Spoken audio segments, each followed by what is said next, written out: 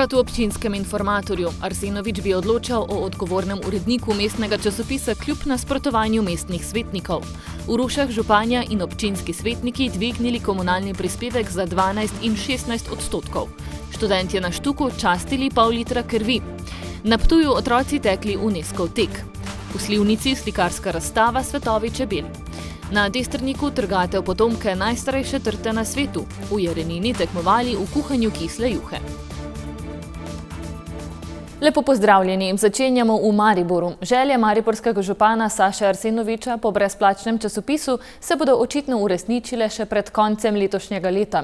V odloku o ustanovitvi in izdajanju občinskega časopisa Mestne občine Maribor namreč piše, da bo časopis Za prijazen Maribor začel izhajati letos. In če je še na septembrski seji Mestnega sveta Mestne občine Maribor na očitke nekaterih svetnikov odgovarjal, da ne bo on določal uredniške politike časopisa in odgovornega urednika, je zdaj v odloku o časopisu napisano prav to, da bo on odločil, kdo bo odgovorni urednik. Mariborski župan Saša Arsenovič je še na septembrski seji Mestnega sveta Mestne občine Maribor odgovarjal na očitke, da želi vplivati na uredniško politiko časopisa za izbiro odgovornega urednika tako, da on pač ne bo izbiral odgovornega urednika. Zdaj pa je zapisano v 13. členu odloka prav to. Namreč, da odgovornega urednika s sklepom imenuje župan. Poglejmo, kaj je septembra rekel Arsenovič. Poglejte, karkoli bo šlo v smer omejevanja župana pri mestnem časopisu, bom jaz seveda podprl. Gre za to, da od 110 tisočev Mariborčanov jih 5440 dela v podjetjih, ki so povezana z mestno občino, torej javni zavodi, javna podjetja. In jaz bi rad, da bi delo teh ljudi, ki vsakodnevno se trudijo opravljati storitve, ki so v dobro vseh nas, da bi lahko to delo ljudi na pravilen način, seveda še v vseh drugih vsebinah, ki bo ta časopis imel, pravilno predstavili. Seveda mediji vedno nimate časa za te tudi dobre zgodbe, ker to ljudi tako ne zanima. Jaz mislim, da je prav, da v snovanju ene zdrave in v prihodnost kreativno, inovativne ga mesta Maribora potrebujemo tudi močno blagovno znamko Maribor. In ta časopis je namenjen v resnici temu, da bi mi, ki tukaj živimo, ustvarjamo, lahko se pohvalili in pokazali, kaj snujemo in da to, kar snujemo, tudi znamo in zmoremo ustvariti. Na 7. seji Mestnega sveta pa so bili odločno proti temu svetniki, ki so opozarjali še na druge zadeve. Tako je bila med najbolj ostrimi nekdanja novinarka in sedanja mestna svetnica Breda Čepe Vizjak. Rekla je, da Maribor ne potrebuje mestnega časopisa. Zaradi tega, ker mislim, da ga Maribor ne potrebuje. To velja za občine, ki recimo nimajo svojih časopisov, glasil in drugih medijev, ne pa Maribor, ker ima prisotne močen javni medij, močen časopis in več radijskih postaj in še nikoli, mislim, da noben ali časopis ali radio ni odklonil željam občine, da bi karkoli poročala s tiskovne konference ali kaj takega. Če seveda upoštevamo zagotavljanje župana, da to ne bo njegovo glasilo. Tudi zdaj v bistvu je večer bil v bistvu zelo dobro naklonjen, dobro nameren do župana. Ne vem, morebiti se boji kakšnih uredniških sprememb zdaj župan, ampak toliko je problemov, malih in velikih v občini, da se mi zdi to proč metanje denarja. Proti morebitnemu vplivanju na uredniško politiko in predstavljanju tem po svoje pa je bil na septembrski seji tudi Saša Pelko. Mestni časopis ni v osnovi slaba stvar, koliko gleda dejansko za neko neodvisni medij, ki deluje v korist v javnem interesu, ampak problem nastane pri načinu imenovanja uredniškega odbora, ki poteka potem, kar je tu predlagano v odloku, da župan predlaga mestnemu svetu ljudi za uredniški odbor, kar pomeni, da gre za tipično politično trobilo, ki jo plačevali davkoplačevalci, kar se mi ne zdi prav. Saša Pelko pa je zdaj, ko se je pokazalo, kaj vse je v odloku v mestnem časopisu, v imenu Liste Andreja Fištravca vložil 5 amandmajev na odlok o ustanovitvi in izdajanju občinskega časopisa Mestne občine Maribor, ki ga bo mestni svet v drugem branju sprejemal na seji Mestnega sveta prihodnji ponedeljek 14. oktobra. Ob tem je zapisal: Amandmaji se navezujejo predvsem na potrebo po neodvisnosti novinarskega dela in vključevanju opozicije, še bolj pa na županovo veliko željo po samoomejevanju, ki jo je izrazil ob prvem branju odloka 9. septembra 2019. Konec citata. V odloku o časopisu pa je že tudi določeno, kdo je lahko v uredniškem odboru. Očitno je, da v občini Ruše ponovno dvigujejo cene. Tokrat je na vrsti prispevek za odvajanje in čiščenje komunalnih in padavinskih odpadnih voda. Na nedavni seji občinskega sveta so namreč predlog županje Urške Repolusk o dvigu prispevka za kar 12% za gospodinjstva in 16% za podjetja občinski svetniki potrdili. Županji občine Ruše Urški Repolusk in občinskim svetnikom je uspelo dvigniti ceno za odvajanje in čiščenje komunalnih in padavinskih odpadnih voda. Ena od točk dnevnega reda 6. seje občinskega sveta občine Ruše je bila namreč tudi usklajevanje cen za storitev Nigrada. Usklajevanje pa tudi tokrat pomeni dvig cen.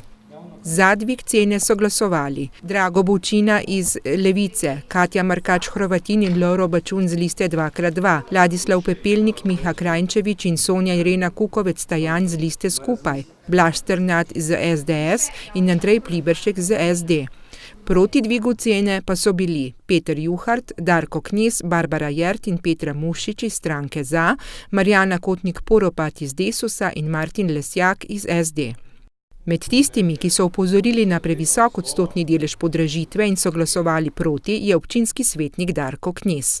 Tudi ta podražitev samega čiščenja odpadnih voda ne sovpada, bi rekel, z storitvijo, ki jo nam jo Nigrad v Rušah nudi.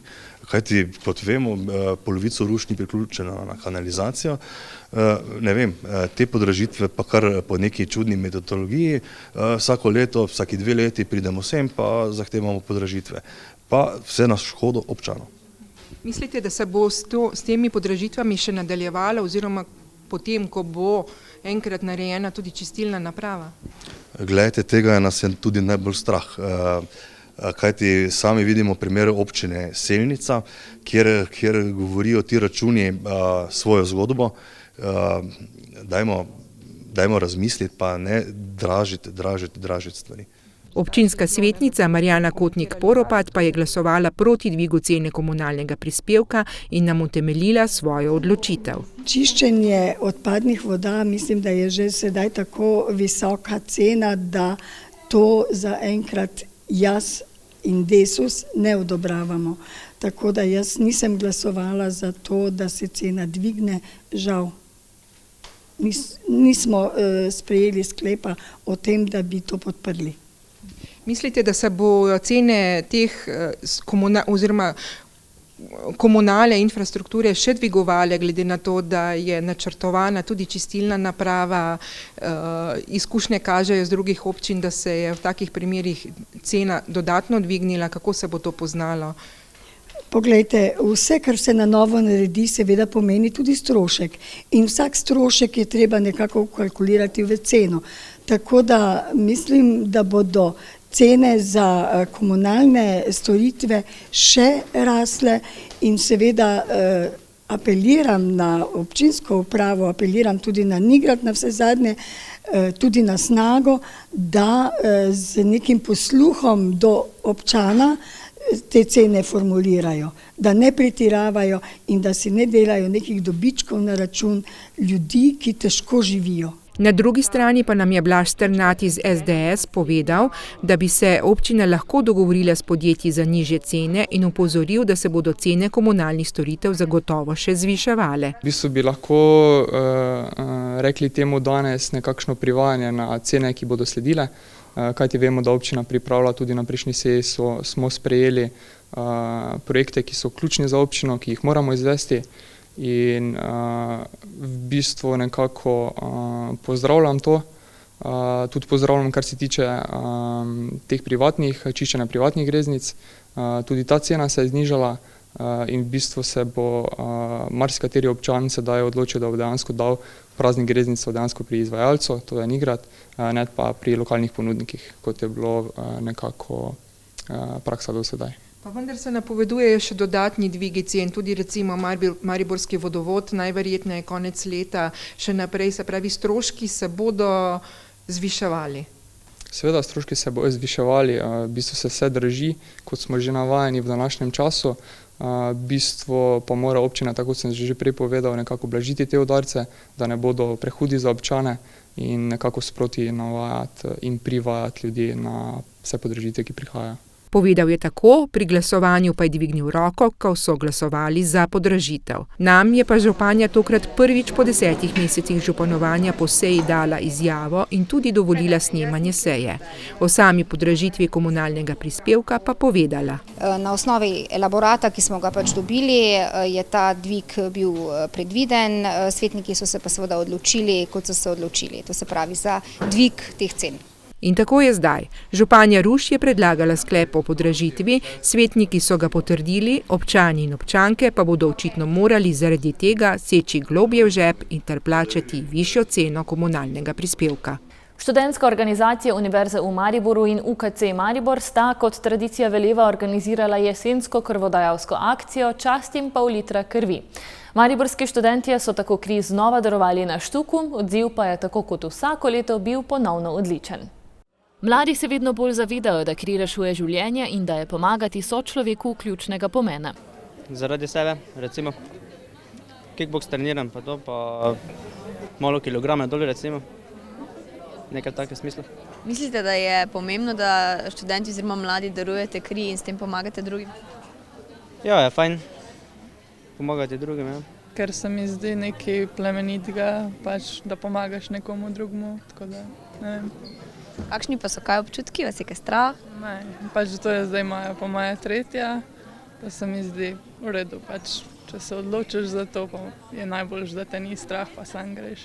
No, k krvodajalski akciji sem pristopila z razloga, ker zelo rada pomagam, pa v bistvu, če lahko pomagaš, zakaj ne bi. Kri je potrebno darovati, da lahko tudi drugi imajo kaj od tega, oziroma da lahko drugim pomagamo, zato se tudi treba odločiti, da daj tudi kaj vrnemo. Da nekaj narediš dobrega za kjerga, ko bo nuco, ko bo v težavah, da pa še nula, sem pozitivna, tako da lahko praktično vsem darujem, mislim, razen negativnim. Je to za vas prvič? Ne, že petič. Zato, ker nikoli ne veš, da ga boš sam rabo, tako da to je to, no. To za vas prvič? Ne, četrtič. In kakšni so občutki, je še kaj strahu prisotnega? Ne, nič, se navadiš, da te nekdo pika. Vsako leto je odziv dober in tudi letos je temu bilo tako. Želimo spodbuditi študente, da darujejo kri, da se udeležijo krvodajalske akcije, da pomagamo drug drugim, spodbuditi ta čut za sočloveka. Študentje so se množično odzvali na tokratno jesensko krvodajalsko akcijo. Opaziti je bilo, da so krvodajalci prihajali v skupinah, ko so se drug drugega bodrili in si v stiski tudi pomagali. Številka je kar lepa, okrog 200 se giblje v obeh dneh. Poskušamo seveda tudi na vsakih fakultetah, so naši sodelavci, izvajamo promocije, delimo letake, nudimo tudi brezplačen prevoz izpred fakultet do mesta odvzema krvi, tako da pogoji so res dobri. Je pa seveda lažje, če imaš nekoga ob sebi, v kakšni skupini, da se odpraviš, ker tudi, ne vem, da imajo strah pred krvjo. Tudi strokovnjaki radi delajo z mladimi, saj je v njih prihodnost. Krvodajalstvo je v Sloveniji sicer dobro razširjeno in uveljavljeno, vendar je kljub temu potrebno ozavestiti tudi mlade, da se odločajo in pomagajo. Mladina je naša prihodnost tudi na področju preskrbe s krvjo.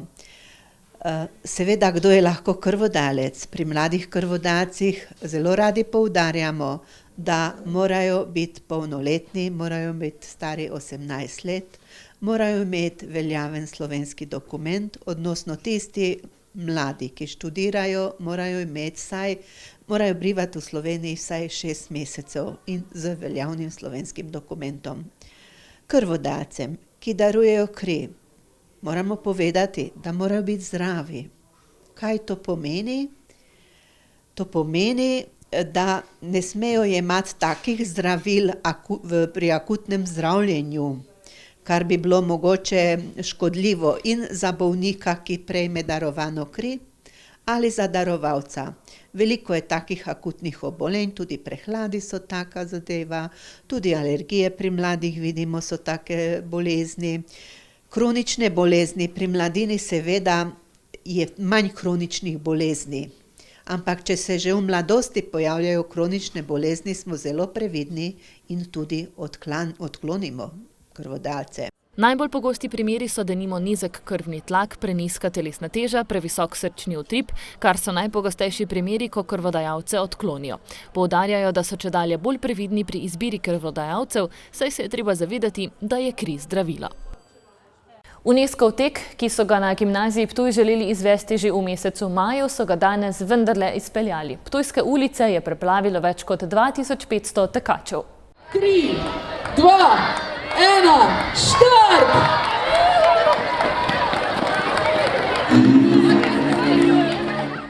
Unescov tek mladih je pripravila Ptujska gimnazija skupaj s Ptujsko občino, mladinsko platformo Unesca, lokalnimi društvi in zavodi. Za nas to pomeni izjemno velik dogodek.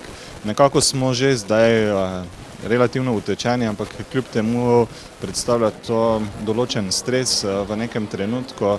Torej še vedno smo v obeleževanju 150-letnice, kjer smo pred kratkim imeli veliko slavnostno akademijo, danes smo že v novem dogodku.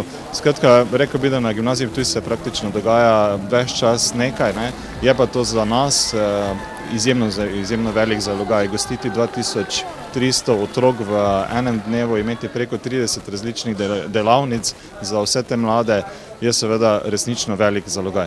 Pri teku ni pomembno, kdo je zmagovalec, saj so po besedah organizatorjev zmagovalci vsi, ki prenesejo Unescovo sporočilo o pravici vsakega otroka tega sveta do svobode teka življenja naprej v svet.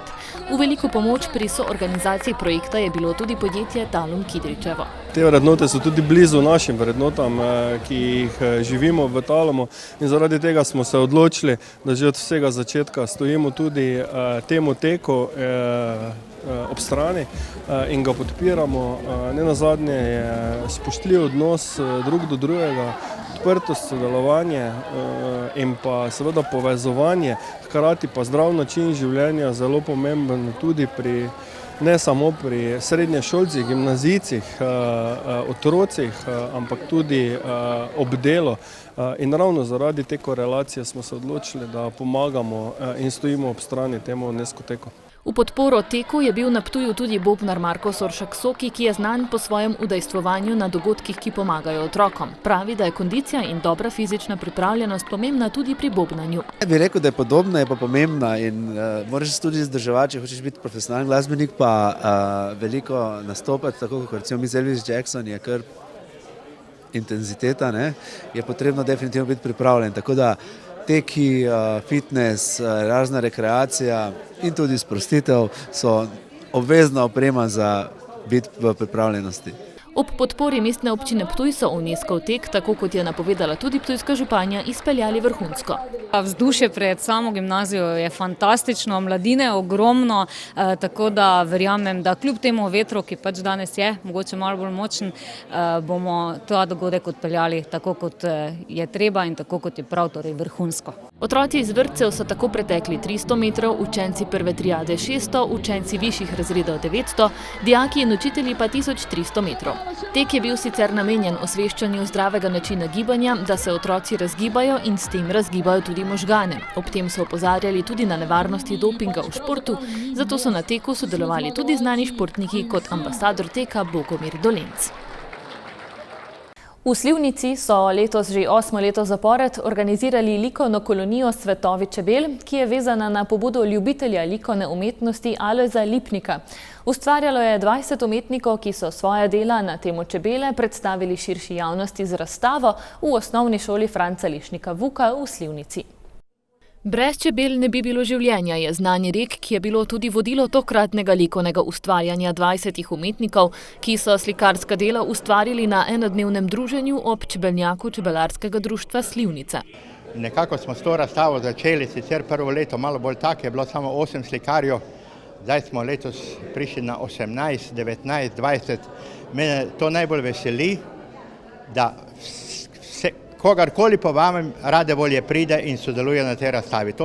To se pravi, da so slikarji z temo, ki je zelo široka, zadovoljni. Svetovi čebel, vse govori o vsem mogočem.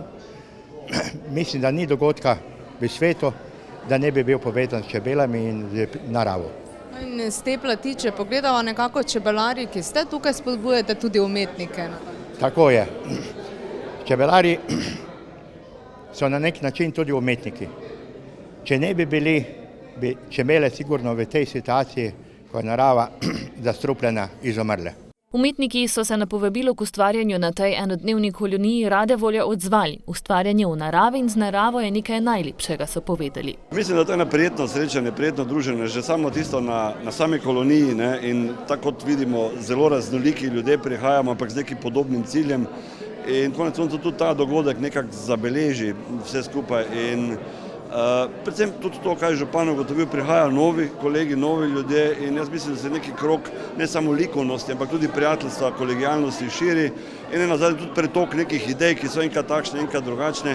Čeprav bi rekel, po delih se prepoznamo, več ali manj vsak razvija neko svojo zgodbo, ampak se nekako najdemo, nekemu podredimo neki skupni ideji, predvsem zato, da pač nekako sodelujemo v tem sklopu teh čebel in tako dalje. Prijazni ljudje, prijazni kraj, prijazni čebele, prijazni vsi, ne, pač človek ne more kaj drugo biti, kot ostati zvezni in prijazni, ne. Gre pa pravzaprav za en pojav, ki je v slovenskem prostoru zelo razširjen, vse te kolonije tvorijo v resnici eno ustvarjalno bazo. Žal ta stvar ni pravzaprav dovolj popisana in dovolj dokumentirana, pregledana, rangirana.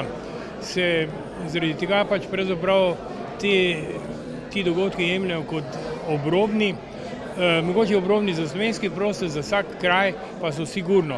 Iz izkušenj, ker sem v večjih kolonijah, se v krajih, kjer se odvijajo likovne kolonije, pravzaprav en standard likovnega doživljanja v resnici dviguje, bi naj rekel, če ne ohranja.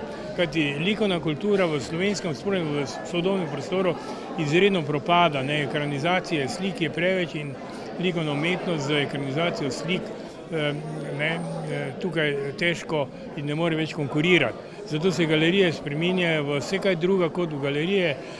Čisto preprosto v nekem intervjuju sem povedal, kako bi koncertna publika se odzvala, če bi namesto orkestra igral zvočnik in bi bila predvajana glasba, kar se dogaja z ekrani v gledališču, mislim v galerijah. S produktom čebele.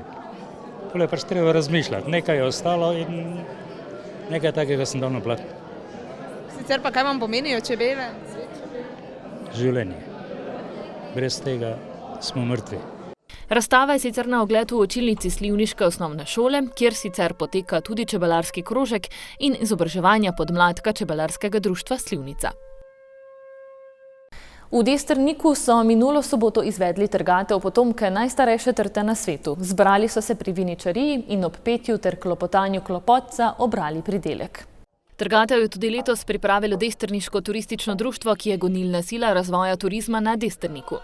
Kot vsak vinogradnik sem vesel, da je preživela celo poletje, tudi če so bile ujme, tudi grdo vreme in seveda si zadovoljen, da je sladki pridelek in da ga obilo. Trta je letos dobro in kvalitetno obrodila, zato računajo, da bo tudi končni produkt zelo dober. Sicer pa je najstarejša trta na svetu oziroma njene potomke tudi sredstvo za druženje občank in občanov, ki trgatev dojemajo kot praznik. Dokazuje tudi to, da povezuje ljudi dobre volje in tudi tu moram reči, da na Destrniku oziroma trta se povezuje v tem smislu, da smo združili pridelek tako iz potomke, iz Ptujskega gradu, tukaj, ki raste in v občini Videm in tako da dejansko tudi združuje na simbolično ravni, na zelo veliko vinogradniško območje, Slovenske Gorice in Haloze, tako da je res en taki praznični dan danes. Na Destrniku so ponosni, da pri njih raste potomka najstarejše trte na svetu in da seveda dobro rodi. Kot vidite, so jo očitno prave roke sadile, prave roke jo vzdržujejo, prave roke jo berejo, zato je tudi ona nam hvaležna in vsako leto polno dozori. Pa še nekaj smo naredili, iz nje smo naredili tudi cepiče in smo letos prvi v Sloveniji. Destrnik je pravzaprav po marsičem bil prvi, pa bo prvi, pa je prvi, običajno po dobrih stvareh. Vse veste, nekaj slabega tudi pride, ampak to bomo prebrodili. In prvi, ki imamo torej vinograd stare potomke, ko bo začelo seveda ta brati, potem pa bomo celo Slovenijo napajali. Letos bodo vino 3 potomk občine Destrnik, Ptuj in Videm skupaj sprešali in pridelali skupno vino, ki bodo ga uporabljali kot protokolarno vino. Drugo leto zapored pa so v Jarenini pripravili tekmovanje v kuhanju jareninske kisle juhe. V kuhi se je pomerilo 8 ekip. Namen dogodka, ki sta ga tudi tokrat pripravili Društvo Steber in Vaška krčma, je bilo predvsem druženje in prijetno preživljanje prostega časa. V kuhanju te tradicionalne slovenske jedi z nekaj skrivnostnimi sestavinami Jareninčanov se je pomerilo 8 ekip, ki so prišle iz vseh krajevnih skupnosti občine Pesnica. Kisla juha bo po moje zelo dobra, obiskovalci bodo samo presodili, kako zelo dobra in kdo si zasluži glavno mesto, prvo mesto. Odkot pa ideja in zakaj ravno kisla juha? Glejte, zadnja leta smo opažali, da je to družabno življenje na vasi malo popustilo, če se smem tako izraziti, in je lansko leto prišla ideja strani Vaške krčme, ki je sicer dobro obiskana v naši vasici Jarenina, da bi tudi mi pripravili en takšen dogodek, kjer bi se krajani zbrali in imeli priliko, da se malo podružimo. Sodobni način življenja ima zelo močan tempo in takšni dogodki zelo prijajo, na deželi tudi. Svojo ekipo je pripeljal tudi pesniški župan, ki nam recepta za njihovo kislo juho ni izdal. Pripeljal sem tudi svojo ekipo, tako kot je tudi v preteklo leto. Upam, da bomo zmagali. Seveda gre za kuhinjo in verjamem, da bomo dobri. Namreč je pa res odličnih 8 ekip, vse so res perfektne. Vidim, da zelo lepo diši in verjamem, da bo ta dogodek nastal še tudi naprej v enem lepem spominu vsem. Ekipe so že opoldne zakurile kotle in pričele s pripravljanjem sestavin za kislo juho. Za osnovo je prav vsaki služilo meso, nato pa je vsaka ekipa poskrbela za edinstven okus juhe. Naša ekipa se ima super. Mi pač pripravljamo eno župo, ki bo zmagovalna, ker imamo zmagovalno salamo, zmagovalni sir, zdaj še bomo juho zmagali. Se pripravljamo na to, da bo kak bo. Važno je sodelovati, ne pa zmagati. Naša zmagovalna kisla juha je pa mislim, še vedno skrivnost naše glavne kuharice Marinke, tako da na koncu, ko bo pa tudi predstavljena tudi komisiji, tako se bo vedelo, da je bila zmagovalna. Zakaj ste se gasilci odločili sodelovati? Odločitev ni bila težka, zato ker je druženje. To se vidi potem, koliko nas je prišlo skupaj, je mislim, da najbolj važno, tako da druženje. Naša kisla juha je najboljša, ne? Naša bo zmagala, imamo šampionko. Kuhale smo s polno mero srčnosti, ne? Entuzijazma, da zmagamo in to je to, ne? Zakaj ste se odločili sodelovati? Mi smo dekline z Jarenine, glede na to, da se to dogaja v Jarenini, moramo biti prisotne, tako kot celotni naši občini, rade sodelujemo in danes ni prvič, da smo kuhale juho, ne? Imamo zelenjavo malo notri, pa imamo tudi knedelčke, pa imamo kis, kar mora tudi biti in upam, da bo v redu, da bo dobra. Zakaj ste se odločili sodelovati? Ja, mi vedno sodelujemo. Mi smo turistično društvo Avtar Jarenina in na vsakih takih prireditvah sodelujemo. Po naporni pripravi in kuhanju so obiskovalci kisle juhe tudi poskusili in odločili o zmagovalcu. Poglejmo pa še, kaj se te dni dogaja v naših krajih. Jutri in v petek bo v športnem parku Tabor potekal sejem medicinske opreme, ki je odprtega tipa, namenjen stroki in širši javnosti. Ta petek, 11. oktobra, pa se na Trgu Svobode, na ploščadi pred Vinagom, začne 7. špricerfest s pričetkom ob 11. uri. Ob 17. pa bodo v Domu kulture Ruške mažoretke praznovale 30 let obstoja. Za ljubitelje kolesarjenja pa v soboto ob 10. v Sveti Trojici pripravljajo rekreativni kolesarski maraton s štartom na Trojiškem trgu. Toliko zaenkrat, spremljate nas tudi na spletnih portalih lokalec.si in mbiraport.si. Lep teden vam želim in nasvidenje.